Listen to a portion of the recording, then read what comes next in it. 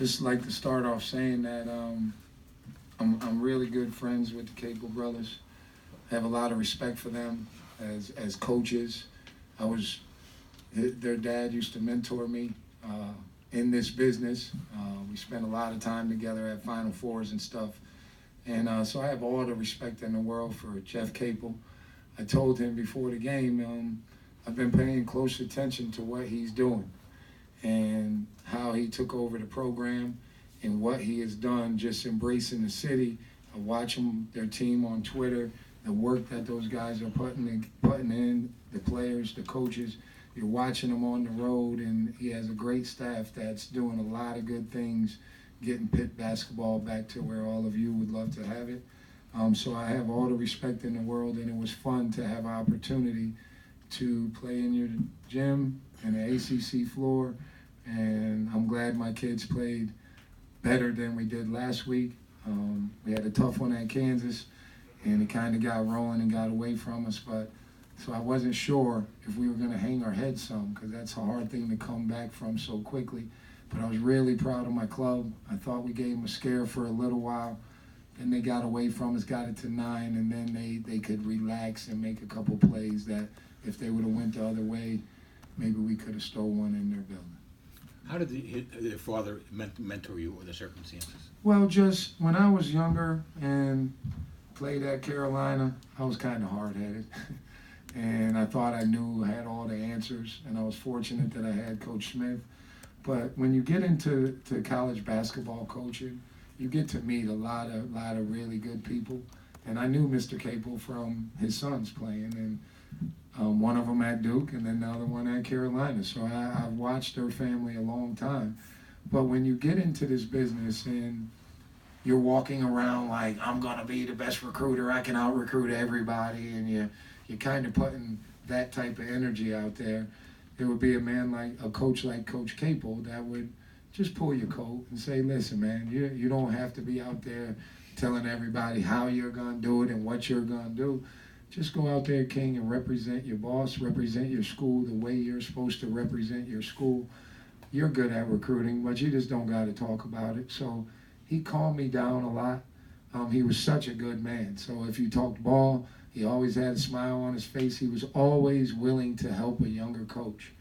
And there's 300 and something schools, and there's probably 25, 24 minority head coaches. So anytime you had a chance to get mentored by someone who looked like you, that took the time. He was a head coach at a few places, but he took the time to just talk to you about being respected in this business and carrying yourself the right way and try to forge a path for younger people behind you to have a chance to sit in the seat also.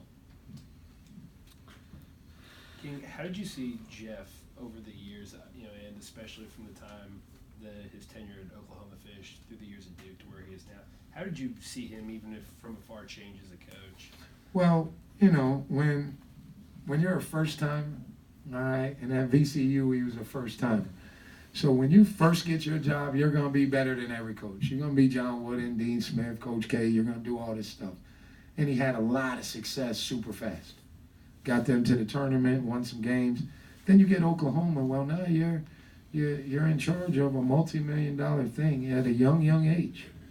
Okay, I'm older than he is. All right, at a young age, and he did very well out the gate. And these jobs are hard, especially at the highest level. So I didn't know how it went down, whatever the deal was. He had a lot of good years there, and then sometimes it goes another way. He goes back and works for Coach K. Well, he had his father. He played for Coach K. Then he goes back and learns from Coach K again. And when you put that all together, now you see a man coaching. All right, he was the young guy that was going to change the world when he was younger.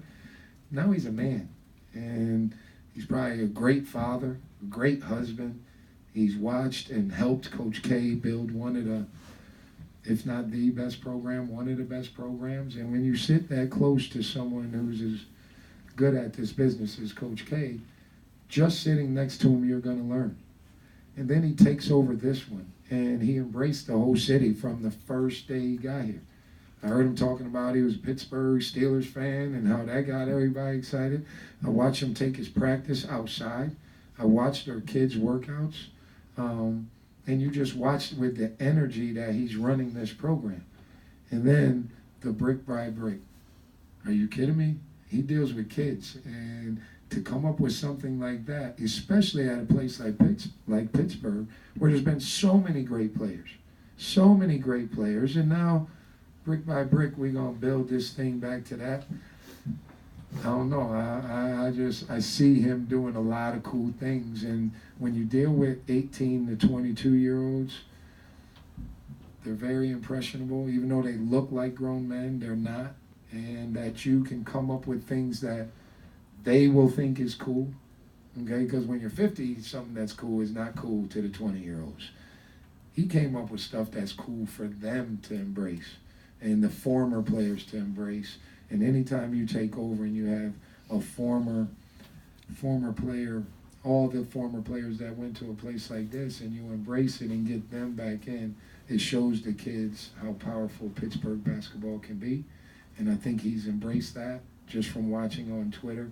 And you see them being better already. So you said you've been watching through Twitter, kind of watching this program grow. Is there anything you saw tonight in person that kind of reaffirmed that? Well, that they stayed solid. Okay, I know they lost to a mid-major a couple nights ago. Okay, he wasn't going to let that happen again. So every time it got close, he got to 4 a couple times, and it's right there. They'd run a good play. They kept the ball in the point guard's hands and let him make the play for everybody else. He watched our defense break down. He hit the right guy. Okay, that's good coaching. That's understanding your kids. That's keeping the ball in the right people's hands. I'm getting better at that. You can see with my group, one of their guys overruns, and then we go, and the play is in the corner, and we run over a guy and say, the guy got pushed in the back. No, you didn't get pushed in the back. Your eyes got big because you wanted to make the play, the hero play, as I call it, instead of throwing it to the guy that's open in the corner. They made those plays. That's what you can just see. Making the right play at the right time is good coaching. King, when you put the schedule together, 5 road games, 2 more away from home, what were you hoping to kind of get out of this stretch when it comes to the way your team's going to look in conference play and then towards the end of the year? Well, I think if you looked at our schedule over the years I've been here, this is one of our easiest ones. Okay, our schedule last year was way harder. Way harder. We were not favored in one of our first 12 games. Okay, when I took over Monmouth 9 years ago, I said I will play at any building. And when we first started doing this, I played Carolina, 100,000. I played Vanderbilt, because I had just left there, 95,000. All right, so I brought in a lot of money when we first started. My school does not make me do that. When you recruit kids that think they should be on high major clubs. So I tell them in recruiting, we're going to play 2 or 3 of them. Okay, now this year, we're in a tournament. This is a tournament game. Okay, so we had Kansas State in the tournament. We have Pittsburgh in the tournament. Usually, you go somewhere else and play 3 games, 2 or 3 games, and you get a big check from a tournament like this. This year, we went to Kansas State, and we got this one, and we get 2 home games later. So we're not getting a check, but for us to go out to Kansas State and on our budget, I had to call Coach Self and ask him to help us out, and then he played us. Well, now we're not going to be all out of budget playing at Kansas State and Pittsburgh. Now we have all mid-majors. And the other part is, in our league, okay, our league didn't have the best year last year, but nobody wants to come to Monmouth and play. Okay, nobody wants to come and play. So you call a coach, and they go, you have to come to our place. If I call Coach Capo, he's going to say, you got to come here twice before I go there. When I got Hofstra on the schedule, he said, if I come to you, King, you got to come to me twice, and then we'll come back to you. Okay, so everybody plays that scheduling game, and I don't. Okay, I'll call you. I'll play anywhere. The year we won 28 games, we had 1 home game. Nobody wants to come and play. They always want you to start in their building, and you can't always do that. So we've kind of got it going with Lehigh, Albany, Princeton. We got some that we're going to do every year. We're going to do a couple of high majors every year and try to do an MTE if they keep letting us do them. And sometimes the games just fall that way. But other schools in my league, Iona has it worse than me. Nobody will play them at Iona. No one. Okay? And then you just start throwing games out there. Nobody wants to go to Manhattan. Nobody wants to go to Ryder. Most people don't want to go to Siena. Well, who are we going to play then? You know? So I think coaches really work on that because everybody's afraid to get fired. I do college basketball to give back what a lot of people gave to me. And I think our kids enjoy some of the trips. The one, Kansas one, wasn't very much fun. That one set us back a little bit. But we picked our heads up and played extremely hard today. And now we're going, our next games are a tournament that our league in the Atlantic Sun League, so our bosses say, King, you're going to do this one. And then we get the 2 games at home from playing in this tournament because we couldn't get anybody else. Now next year, I got 7 home games. All right, if I win enough games this year, then we'll be all good. But I think scheduling is a tough thing. I think you should have fun with it. I've been to Carolina twice. I've been to Vanderbilt. I've been to UCLA, USC, Syracuse twice, Maryland. We've been to Kentucky, and we played Kentucky in the Garden. Now I can say I've been to Pittsburgh, I've been to Lawrence, I've been to K-State. The only one I haven't asked is to go see the Cameron Crazies. And I'm a Carolina guy, so I got to check with my family first.